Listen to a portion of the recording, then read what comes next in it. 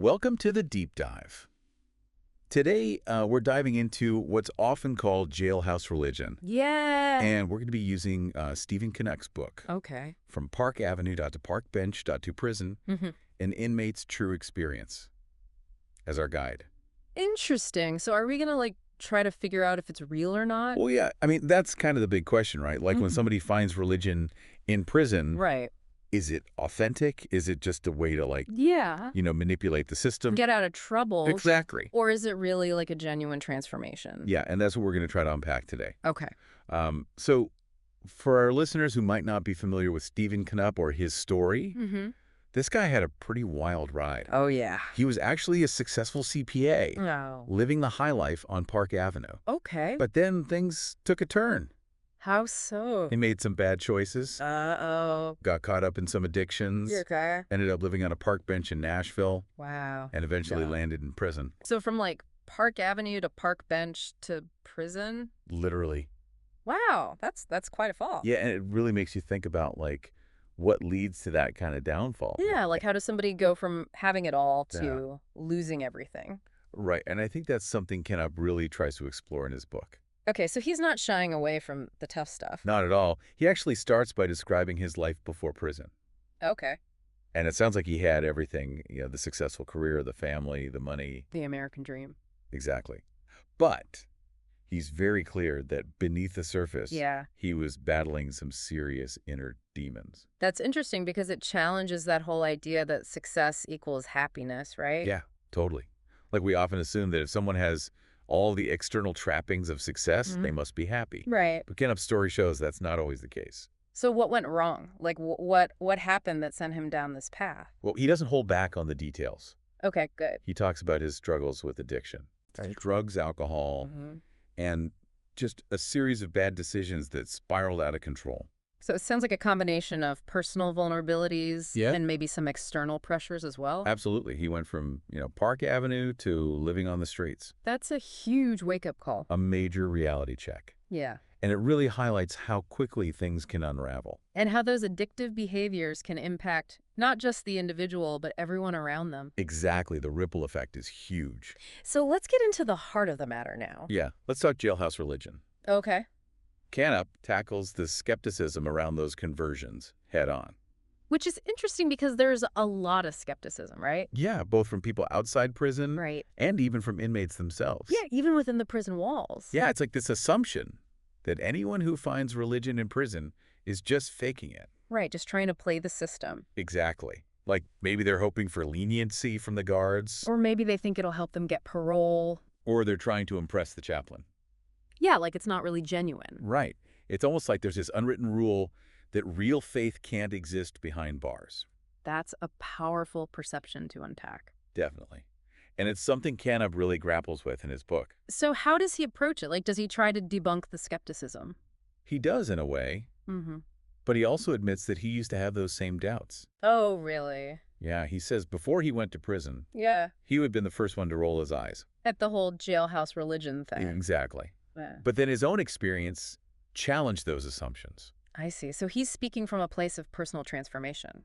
Yeah, and he uses his own story to kind of explore both sides of the argument. Okay, so how does he do that? What kind of argument does he make? Well, he starts by drawing parallels between his own journey and the stories of biblical figures who went through imprisonment. That's interesting. So he's looking for historical precedents. Yeah, he talks about the prodigal son, for example. Oh, yeah, the classic story of redemption. Right.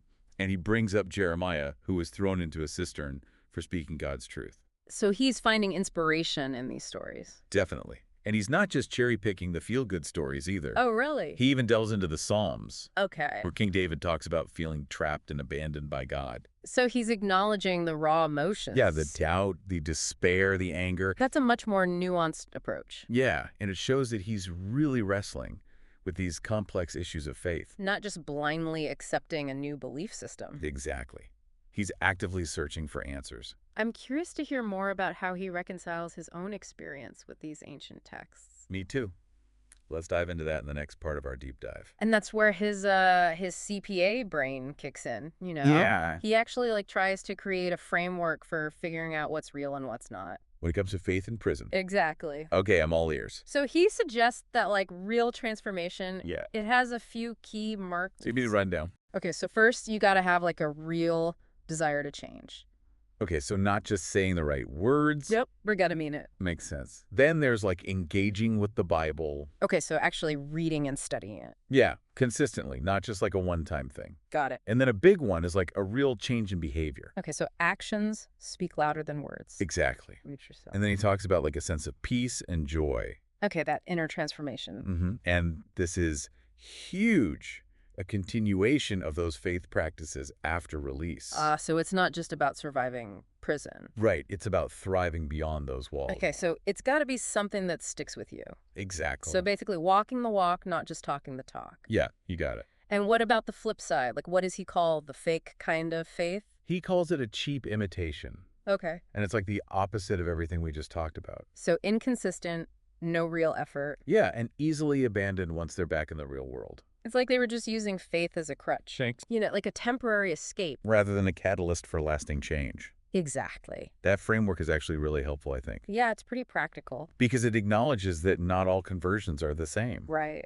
It's not like a black and white issue. Well, there's a lot of gray area. And I think it encourages a more nuanced understanding of faith in prison. Definitely. Okay, so let's move on to another big theme in Canup's story. Okay. Forgiveness. Oh, yeah, that's a huge one. I can imagine it must be incredibly challenging to grapple with forgiveness. Yeah, especially in prison. Especially self-forgiveness. Yeah. Like, how do you forgive yourself when you've done things that landed you behind bars? Right. It's like that weight of guilt and shame. Yeah, and feeling like maybe you're beyond redemption. It's a heavy burden to carry. And Canup talks about that he really struggled with it at first. Okay, so he wasn't like instantly transformed. No, he had to work through it. Makes sense. He says he felt so overwhelmed by guilt, like he didn't deserve forgiveness. That feeling of unworthiness. Yeah, it's common, but it can be so debilitating. And then what happened? Like, how did he move past that? Well, he describes this moment where he realized that his sin was forgiven. Through his faith. Exactly. Wow. And he talks about how that understanding brought this huge sense of relief. You know, like a weight lifted off his shoulders. Yeah, and renewed hope for the future. That must have been incredibly powerful. It was a turning point for him, for sure. Okay. But he didn't stop there. No. He emphasizes that receiving forgiveness is only part of the equation. There's more to it. He had to learn to forgive himself. Which he says was even harder. Way harder. How is that? Because it's one thing to intellectually grasp forgiveness, but it's a totally different thing to internalize it. And truly let go of the self-blame. Exactly. I get it. He talks about confronting his own self-hatred. Wow. And recognizing that holding on to guilt was holding him back. That's a powerful insight. It was a key to his transformation. And it's something we can all relate to, right? Yeah, like how often do we beat ourselves up over past mistakes? Way too often, I think. It's so easy to get stuck in that cycle of self-blame. Yeah, and it can prevent us from moving forward. So Canup's message about self-forgiveness is really important. It's essential for healing. And for growth. Okay, so he had to forgive himself. Right. But there's another layer to this whole forgiveness thing, right? Oh, yeah. He talks about the importance of seeking forgiveness from those he had wronged. So acknowledging the harm he caused. And taking responsibility for repairing those relationships. Oh, makes sense. And he also talks about offering forgiveness to those who had hurt him. So it's a two-way street.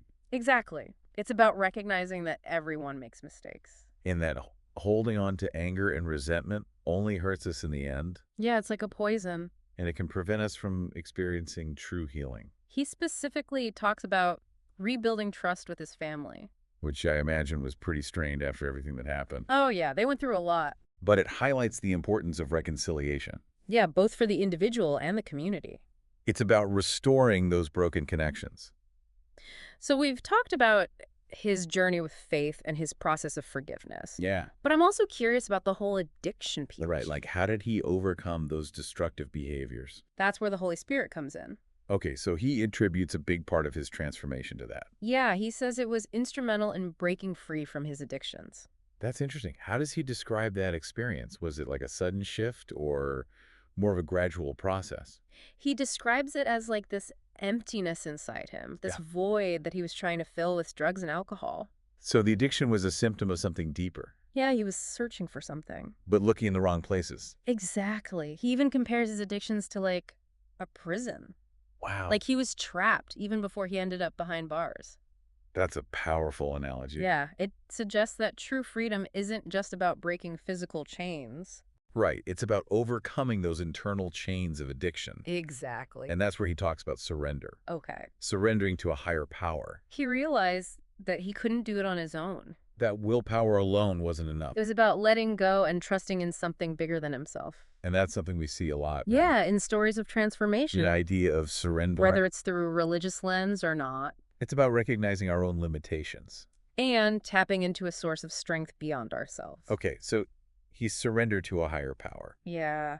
But did he also develop any practical strategies for dealing with his addictions? Oh, yeah. He talks about developing specific practices. Okay, like what? He calls it taking his thoughts captive. Interesting. Like replacing those negative thoughts and urges Yeah. with scripture and prayer. So that's like rewiring his brain. Yeah, he's basically replacing those addictive pathways. With something more positive and life-affirming. Exactly. And he even shares some of the prayers he used, Oh, really? encouraging readers to personalize them and try them out. So he's not just telling his story. He's giving people tools to help them on their own journeys. That's awesome.